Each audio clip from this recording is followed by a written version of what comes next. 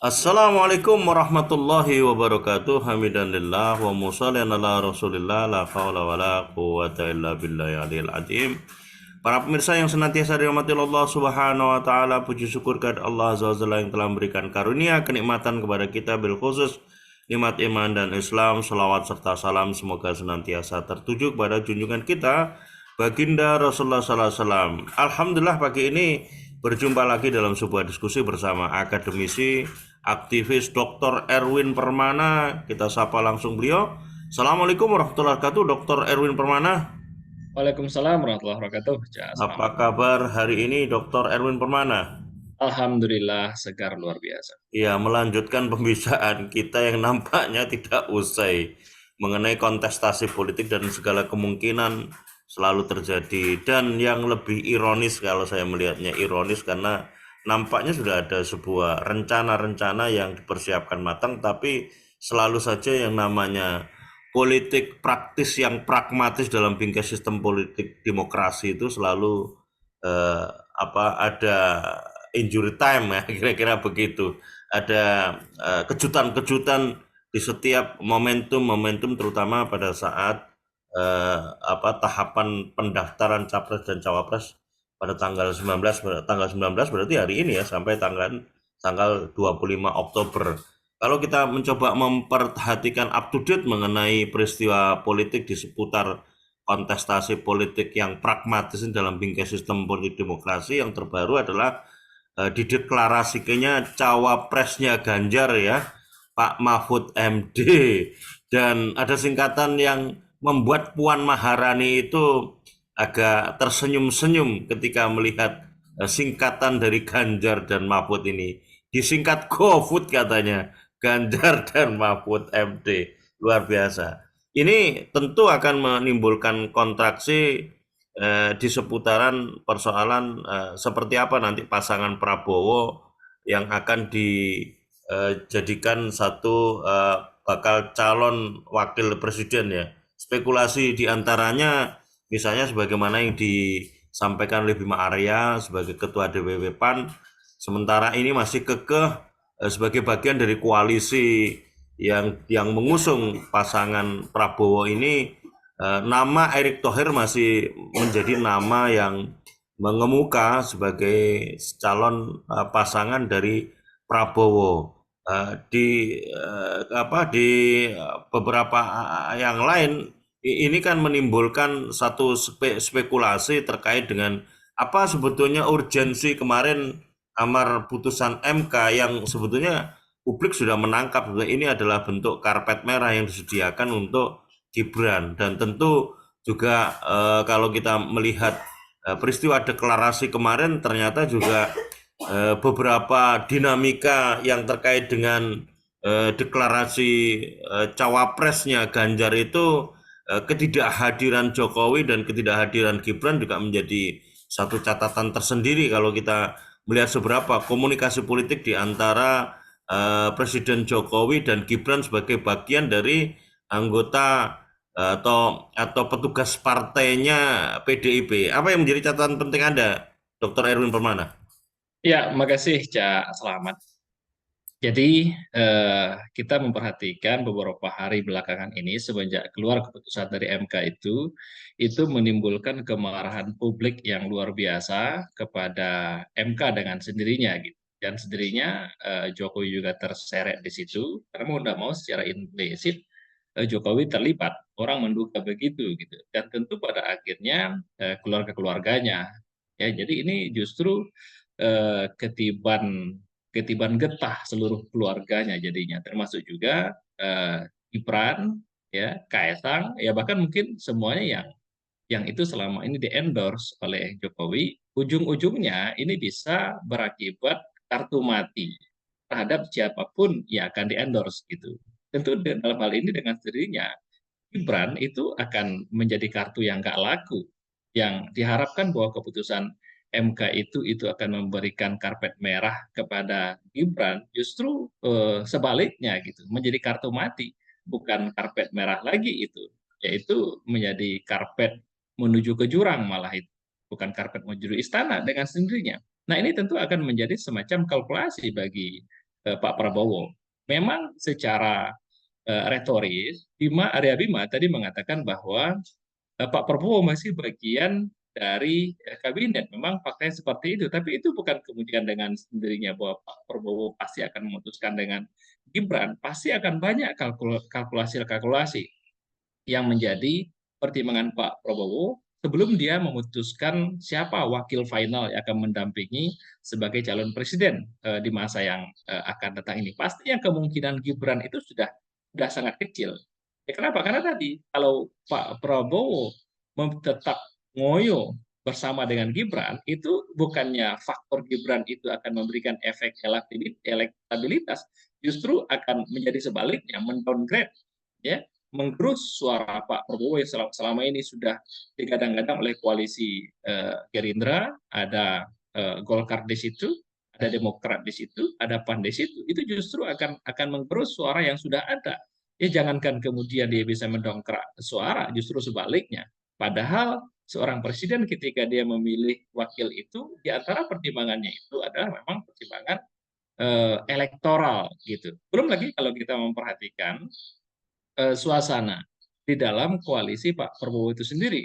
Jadi kita memperhatikan bahwa ternyata Pak Yusril itu kan juga komen itu berkaitan dengan keputusan MK. Dia katakan bahwa keputusan MK ini keputusan yang mengalami kesalahan yang fatal kan gitu, kesalahan yang parah. Jadi bukannya kemudian koalisi Pak Prabowo menyambut dengan baik, menyambut dengan hati senang keputusan MK, justru malah mengkritisi. Nah, berarti emang ini nggak solid menerima keberadaan Kaisang secara tidak langsung gitu. Ya, menerima keberadaan Gibran secara tidak langsung di dalam koalisi Jokowi. Ada potensi-potensi yang lain secara hukum, Pak. Yusril yang kita kenal sebagai begawan hukum Indonesia itu sudah menyampaikan pendapatnya seperti itu akan menjadi barrier to entry bagi Gibran sendiri.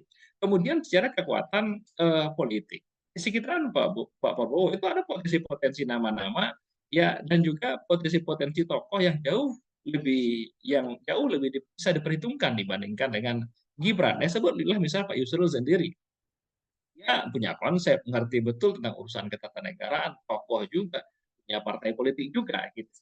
Atau misalnya nama-nama yang lain, misalnya seperti Erick Thohir, dia tokoh, ya, dia toke juga dalam bahasa orang Padang. Toke itu berarti dia bisa menjadi penyandang dana yang memang sangat dibutuhkan di dalam kontestasi politik gitu. Terus ada lagi yang lain yang menjadi faktor berat untuk memutuskan siapa yang akan menjadi wakil Pak Prabowo adalah faktor Golkar. Golkar itu bagaimanapun menjadi partai besar di Indonesia. Dengan pengalamannya yang panjang, maka tidak akan mungkin Golkar dengan sendirinya hanya menjadi pelengkap atau hanya menjadi semacam tukang panggul saja atau menjadi kuda tunggangan saja gitu. Yang lain nunggangin dia, nggak akan mau dia. Sehingga kemudian pertimbangan-pertimbangan seperti ini akan memungkinkan Pak Prabowo pada akhirnya memutuskan siapa yang akan menjadi cawapresnya itu di detik-detik terakhir itu, ya, jadi detik-detik terakhir begitu. Kalaulah pendaftaran sampai tanggal 25, bisa-bisa tanggal 25 sore itu pendaftaran yang akan dilakukan ke KPU gitu. Tapi Gibran sekali lagi ini sudah menjadi pilihan opsi terakhir, bahkan mungkin terancam Gibran ke depan itu menjadi tidak laku gitu. Menurut orang Padang, menurut orang Minang ada tiga T seseorang itu dipertimbangkan untuk layak maju menjadi katakanlah misalnya menjadi pemimpin di satu negara tertentu misalnya.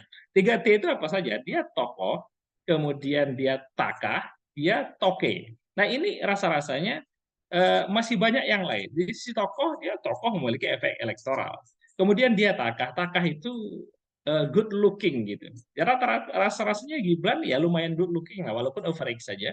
Terus kemudian dari sisi toke, apakah dia penyandang dana? Rasa-rasanya enggak. Masih banyak yang lain yang mampu untuk menghimpun ya, atau mengkapitasi para penyandang dana untuk berada di sekitar dia. Apa kemampuan networking yang dimiliki oleh Gibran? Dia jelas anak muda kemarin sore yang masuk ke dalam gelanggang politik juga akan dimasukkan oleh bapaknya, sehingga kemampuan networking, kemampuan negosiasi itu masih jauh dibandingkan dengan politik-politik yang lain yang jauh lebih flamboyan di negeri ini, dan orang-orang itu kan sebagian besarnya ada di sekitaran Pak Prabowo. Ya kan ada apa video singkat TikTok gitu, koalisi Pak Prabowo itu koalisi para para para senior atau koalisi para lansia gitu. Artinya ini orang-orang yang sudah berpengalaman panjang di situ gitu. Sulit bagi mereka untuk mempertimbangkan Gibran masuk ke dalam kategori yang mampu untuk mendongkrak peluang kemenangan Pak Prabowo gitu. Ya, Demikian, dokter Pak. dokter Erwin Permana. Yang menarik menurut saya adalah senyalemen yang muncul ketika Jokowi, Presiden Jokowi tidak hadir dalam acara deklarasi cawapres Ganjar ini. Nah, bukan saja Jokowi, tetapi juga Gibran kan. Padahal dua orang ini sebetulnya adalah bagian dari petugas partainya PDIP. Alasan yang disampaikan diantaranya sebagaimana yang disebut oleh Tanu misalnya, Hari Tanu sebagai bagian dari koalisi yang mengusung Ganjar, ada konfirmasi sebagaimana video singkat yang bisa kita tangkap dari layar kompas.com itu bahwa memang tidak diundang. Terus yang kedua, adalah yang menarik adalah sebagaimana yang disampaikan oleh salah seorang pengamat UGM, justru deklarasi itu dilakukan di tengah Presiden Jokowi melakukan tugas negara yang masih belum selesai.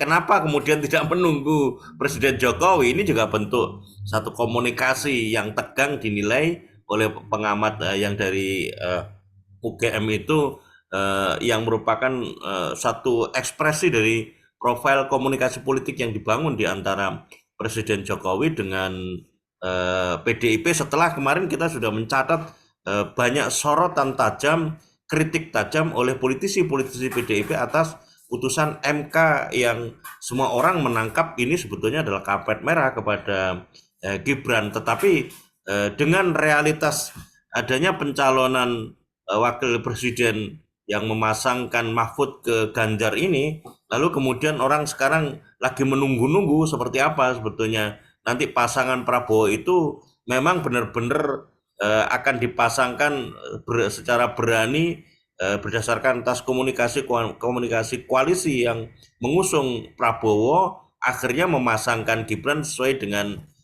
logika skenario dengan ditandai oleh amar putusan MK. Nah, ini menurut saya hal-hal yang ada di seputar persoalan komentar mengenai latar ketidakhadiran Jokowi yang menimbulkan spekulasi begitu dinamisnya sebetulnya realitas komunikasi-komunikasi politik yang dibangun di antara elit partai politik untuk sebuah politik transaksi menuju kepada roadshow to kontestasi politik 2024, Dr. Erwin Permana. Iya, walaupun ada statement-statement dari Sekjen PDIP yang menyatakan bahwa Gibran diundang, terus kemudian Jokowi diundang dalam deklarasi Ganjar Mahfud yang disingkat menjadi GoFood tadi itu. Tapi kan kemudian Haritanu Sudibyo mengatakan bahwa memang sengaja nggak diundang. Gitu. Saya setuju dengan Haritanu Sudibyo gitu. Kenapa nggak diundang? Itu bentuk hukuman dari Ibu Megawati kepada Jokowi gitu. Bahwa saya nggak butuh kepada Anda. Ibu Mega mengatakan begitu. Tuh, Anda itu pekerja partai saya, jangan cawe-cawe, jangan nakal, ikut saja sudah. Kalau sudah masuk ke dalam kandang benteng, ya sudah hidungnya dicolos saja, gitu kira-kira gitu. Nah, selama ini kan ini yang apa seperti di luar kendali. Pak Jokowi dengan dia cawe-cawe, terus kemudian dengan secara vulgar memberikan dukungan kepada Prabowo, ya, kemudian memberikan arahan kepada Projo supaya mendukung Prabowo. Bagi Ibu Megawati ini sangat sangat menyakitkan gitu, ya. Terus kemudian beberapa PDIP juga berusaha untuk seperti ditikam atau bahkan mungkin diancam para politisinya gitu. Ini kan mengusik kenyamanan ya dan juga ketenangan dari pikiran Ibu Megawati sendiri. Maka ketika kemudian Pak Jokowi berusaha untuk mengendorse Gibran, memberikan karpet Gibran kepada MK, maka disinilah kemudian terlihat kecakapan politik Ibu Megawati dengan sendirinya ketika Pak Prabowo memainkan kecerdikannya untuk mengendorse anaknya Gibran, justru kecerdikan itu berbuah malapetaka bagi dia sendiri. Kenapa? Kan itu mendatangkan kemarahan publik gitu. Ya, Pak Jokowi memaksakan anaknya membuat publik itu emosinya menjadi nggak terkendali sekarang ini. Ya, kalimat-kalimat luar biasa kita tahu bagaimana netizen Indonesia kepada Gibran itu kan menjadi bulan-bulanan gitu. Inilah momentum bagi Ibu Jokowi sekalian ditinggal, sekalian diberikan hukuman, nggak usah diundang gitu. Jadi tinggallah kemudian Pak Jokowi dengan kesendiriannya di ujung kekuasaannya gitu. Ya ini sepi sendiri nih Pak Jokowi nanti gitu. Ketika misalnya kemudian Pak Prabowo juga tidak mengendorse, terancam itu bahaya itu. Posisinya justru sekarang posisi yang paling lemah itu adalah posisi Pak Jokowi. Jadi bukannya kemudian selama ini Pak Jokowi bisa mengatur semuanya, kita tahu itu. Dia mengendalikan partai politik, dia mengendalikan DPR per hari ini, per keputusan MK itu justru menjadi point of return, poin pengembalian bagi dia. Ya, di mana nilai politik Pak Jokowi itu kurang dengan sangat drastis pada akhirnya, terutama nanti ketika Pak Prabowo sudah mengumumkan cawapresnya, dan itu kecil kemungkinan Gibran, itu kecil kemungkinan dia akan mengendorse menjadikan Gibran sebagai wakilnya, maka dengan sendirinya Pak Jokowi tinggal dengan kesendiriannya, dan tentu ke depan akan semakin tidak menentu nasibnya, ya orang bilang menjadi gelandangan politik gitu.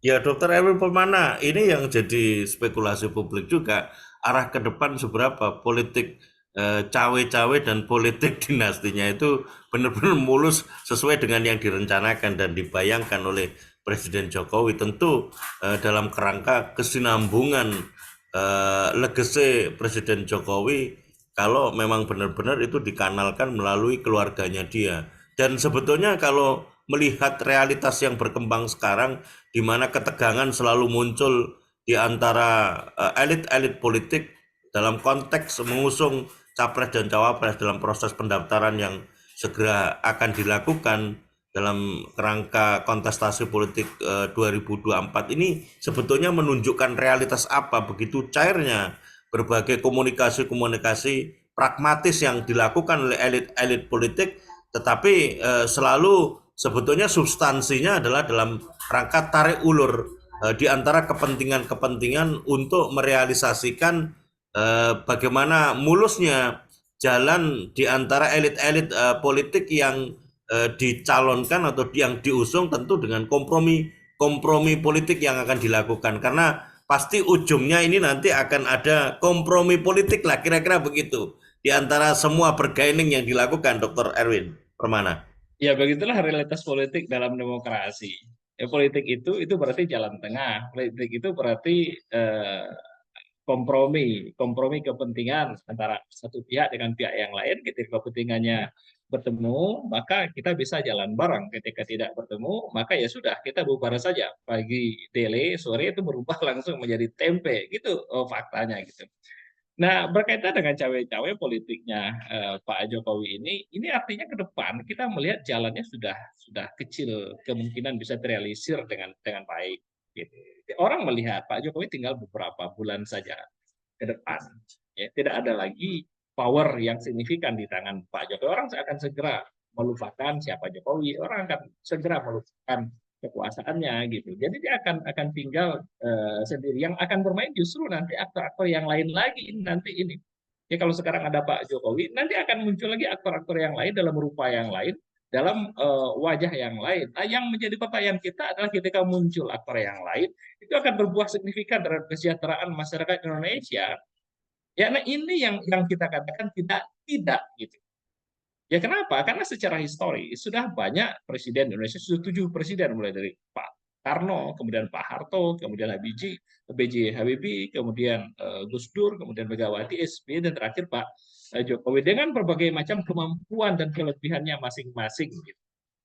Ya nggak kurang hebat, ya orang-orang hebat lah secara kemampuan personal, tapi nyatanya tidak ada satupun di antara mereka yang mampu untuk menghadirkan kesejahteraan bagi masyarakat Indonesia. Tentunya ketika mereka awal-awal memimpin, ya muncul harapan-harapan besar, sangat besar harapan masyarakat Indonesia ketika awal kepemimpinan Jokowi.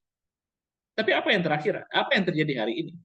Sebagaimana begitu juga besar harapan kepemimpinan masyarakat Indonesia terhadap pundaknya Pak SBY. Tapi apa yang terjadi di ujung masa kepemimpinan Pak SBY gitu. Begitu juga dengan presiden sebelumnya. Sekarang mungkin harapan masyarakat Indonesia tertumpu besar kepada calon presiden tertentu misalnya. Tapi di ujungnya kita kita kita bisa periksa bahwa tidak akan lahir semacam kesejahteraan yang signifikan.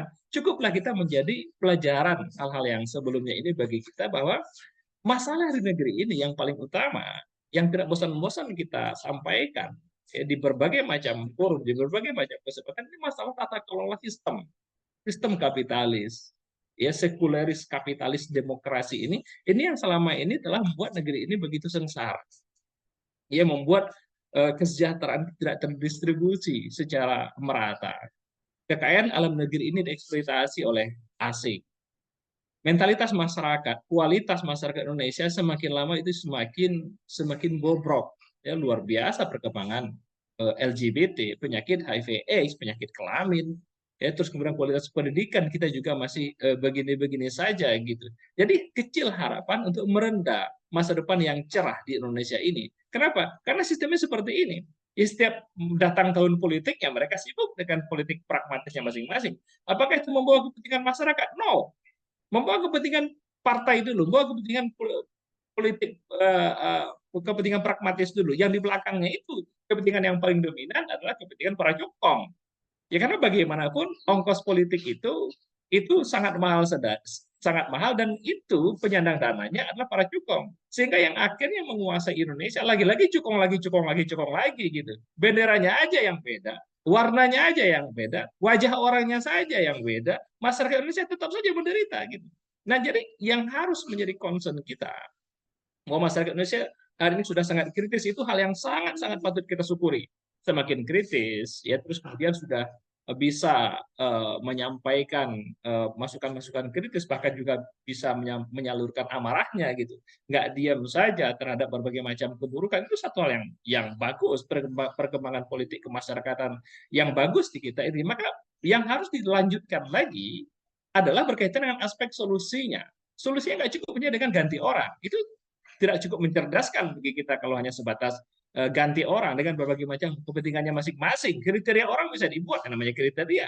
Aturan tentang orang bisa dibuat, namanya juga aturan gitu. Tapi berkaitan dengan sistem yang akan mengendalikan orang itu atau sistem yang akan dijalankan oleh presiden terpilih nanti, itu yang menjadi tugas besar kita berikutnya gitu. Nah, apa sistem yang harus menjadi alternatif solusi bagi kebaikan kehidupan Indonesia ke depan? Itu perspektif kehidupan Islam, ya, yang dibangun di atas dasar ideologi Islam. Ini akan menyelamatkan negeri ini ya, dari berbagai macam keburukan yang terjadi saat ini, sehingga kesejahteraan bisa diratakan kepada semua pihak, siapapun mereka.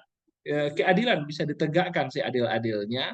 Kekayaan alam Indonesia itu haram hukumnya diserahkan kepada asing, ya bukan oligarki yang akan menikmati kekayaan alam Indonesia, tapi semua manusia yang hidup di bumi itu akan merasakan kenikmatan, karena memang bagaimanapun manusia itu dihadirkan bukan untuk menderita oleh sesama mereka, bukan untuk dieksploitasi oleh sesama mereka, justru sama manusia itu harus saling memberikan pelayanan, kebaikan, perlindungan. Ya, Dan dokter itu tidak ada dalam demokrasi. dokter Enu Permana, masalahnya itu euforia kontestasi politik itu menyediakan preferensi politiknya hanya pada orang. Dan naifnya orang itu, ganti orang itu atau ganti rejim itu sudah serta-merta katanya karena orang atau rejim itu kan dia yang akan mengkonstruk sistem, kira-kira begitu.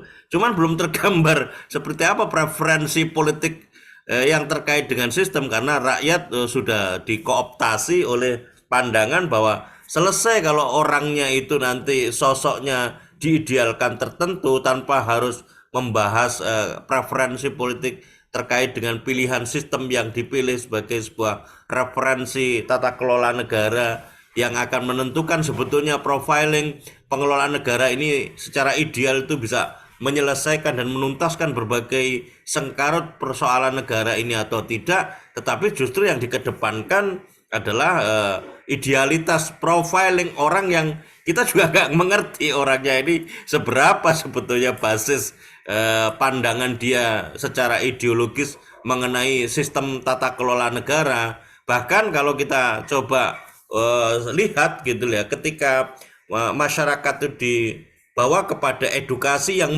semakin meninggi mengenai bagaimana sebetulnya kerangka sistem itu menjadi bagian yang penting untuk dimasukkan sebagai bagian substansi dari preferensi politik, malah ada banyak yang resisten kan begitu di antara mereka kaum muslimin sendiri, tanpa memperhatikan orangnya. Artinya kalau kita bicara soal eksistensi calon presiden dan calon wakil presiden semuanya nampaknya punya resistensi yang sama ketika misalnya kita bicara masalah diskursus solusi Islam kafah sebagai sebuah solusi untuk menyelesaikan negara, atau bahkan mungkin khilafah sebagai sebuah sistem politik yang menaungi, yang menjadi naungan dari lahirnya berbagai kebijakan negara dari berbagai aspek, malah tidak kemudian tertantang untuk bisa menggali, mengupasnya secara fundamental, tetapi justru resisten karena dianggap ini sebagai bagian dari bahaya yang disebut dengan politik identitas yang perlu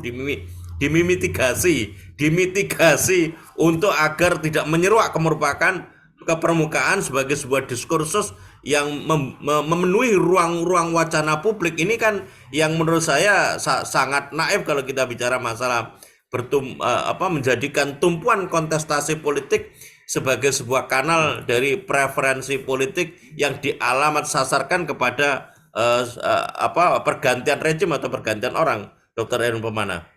Iya, memang level berpikir politik itu level berpikir yang paling tinggi.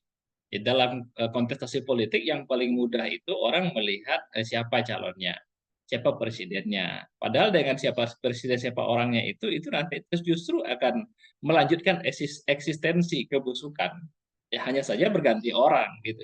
Memang level berpikir politik itu level berpikir yang paling tinggi, sebab dari situ kemudian kebijakan dikeluarkan, dari situ pendidikan diatur, dari situ ekonomi didistribusikan secara merata, keadilan ditegakkan.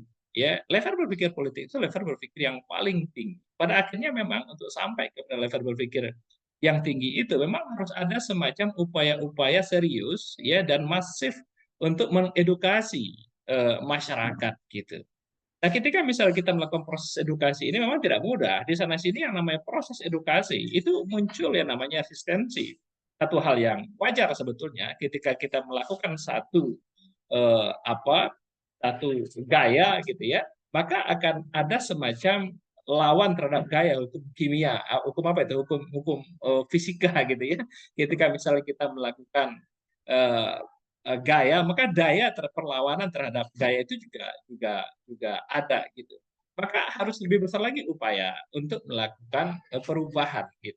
Harus lebih besar gaya yang merubah ya dibandingkan dengan gaya yang melawan perubahan itu. Mereka yang selama ini sudah menikmati menikmati kondisi existing itu, mereka itu tidak akan mau berubah. Siapa yang menikmati? Apakah masyarakat Indonesia? Tidak. Masyarakat Indonesia justru korban.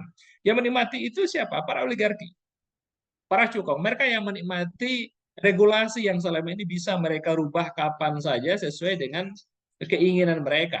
Ya, mereka bisa merubah regulasi, bahkan melahirkan pejabat, mengangkat gubernur, bahkan juga beternak presiden gitu. Ya, mereka bisa mengatur semuanya. Mereka ini yang paling tidak menginginkan perubahan. Bagi mereka perubahan itu adalah kiamat gitu. Mumpung hari ini semua hal masih ada dalam kendalinya, mumpung semuanya masih ada di dalam genggamannya, maka diupayakan supaya perubahan itu tidak pernah terjadi. Bagaimana tuding? Ya, lakukan diskredit kepada orang-orang yang melakukan perubahan itu, rusak pemikiran-pemikiran mereka, lemahkan mereka gitu. Ya, bilang orang-orang yang melakukan perubahan itu sebagai ekstremis, radikalis, sebagaimana Belanda dahulu menciptakan diskredit terhadap para pejuang-pejuang kita gitu. Tapi pada akhirnya kita kan mengenal siapa pejuang, siapa pecundang. Bahwa pejuang yang dahulu diklaim sebagai ekstremis oleh Belanda itu, ya sebutlah nama-nama seperti misal Diponegoro, terus kemudian Imam Bonjol atau Sultan Agung yang diklaim di masanya sebagai ekstremis garis keras mungkin gitu ya. Tapi kita mengenal mereka itu hari ini adalah kakek-kakek moyang kita, para pejuang yang berkontribusi besar dalam mengusir penjajah dari negeri ini gitu. Walaupun nanti walaupun kemerdekaan mereka tidak bisa menikmati hasil kemerdekaan, tapi mereka lah orang-orang yang berjasa besar terhadap kita hari ini. Nah, kita menginginkan kebaikan ke depan. Ya, mudah-mudahan hari ini atau dalam waktu dekat itu bisa terrealisir. Itu sebetulnya tergantung bagaimana semuanya bisa menerima atau tidak gitu. Kita tentu tidak menginginkan lama. Sebab lama perubahan yang lama itu penderitaan bagi masyarakat Indonesia.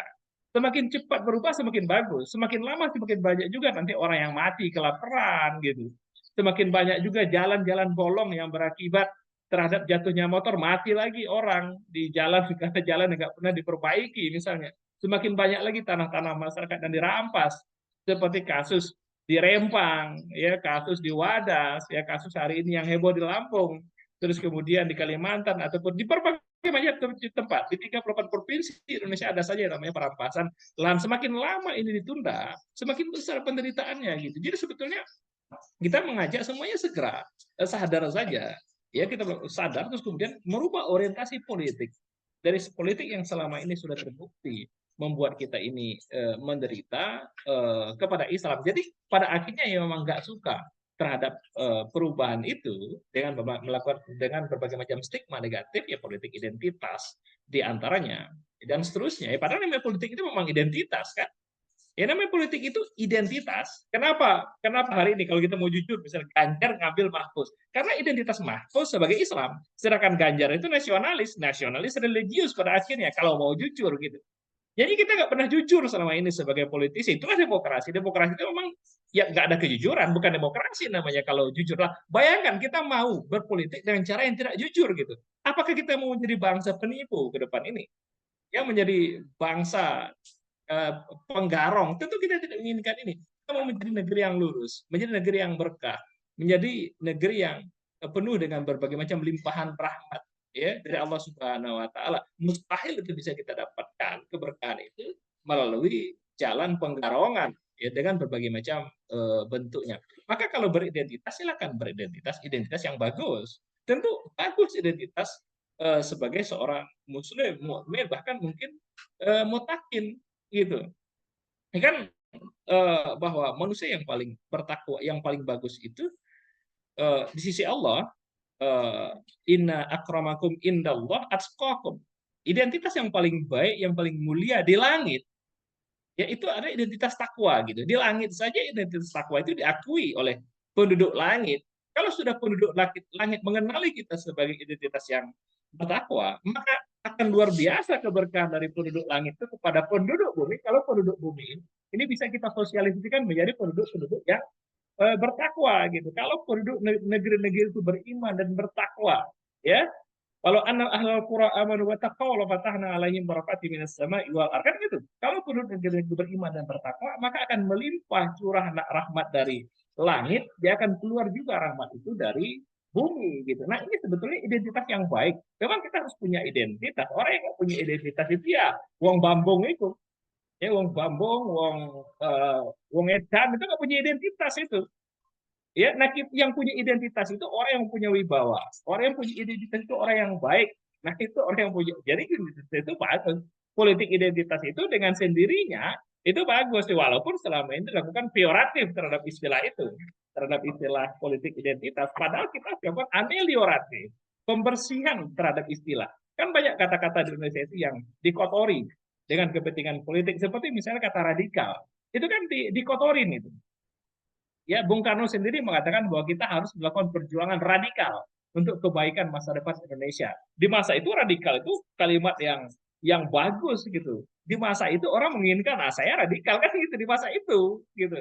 Kenapa? Karena begitu. Untuk membersihkan bekas-bekas penjajahan itu, maka kita harus membersihkan secara mendasar, gitu kan artinya kata radikal itu. Tapi kemudian dilakukan peyoratif, pembusukan, pemburukan, bukan hanya terhadap istilah, bahkan juga mungkin terhadap agama, dilakukan pembusukan terhadap agama. Maka ini tugas mulia yang diemban oleh penyuluh-penyuluh perubahan sejati ini untuk membersihkan semua istilah-istilah itu menjadi bersih sehingga orang bisa memahaminya secara bersih gitu.